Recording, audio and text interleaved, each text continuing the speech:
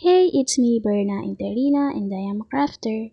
For today's video, mag-a-unbox muna tayo ng in-order ko sa Shopee. I make sure na tama lang yung mga in-order ko, na lahat ng to ay magagamit at hindi mai-stock. Ang dami ko na din kasing nabiling craft materials na na-stock lang. The reason is, nakyutan ako kaya ko binili tapos hindi ko naman pala magagamit. Umorder nga pala ako ng mga ribbons at Eva foams na iba-iba ang kulay. Gagamitin ko kasi ito para sa paggawa ng mga hair accessories na pwede sa kids at heart.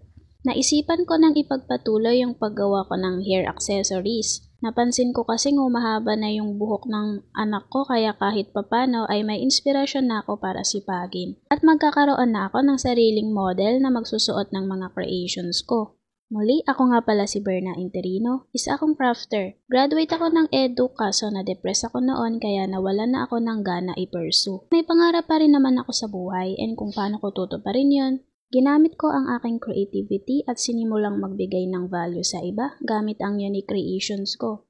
At sana suportahan nyo ang aming hair accessories business. Ito po yung page ng Anver's Hair Accessories.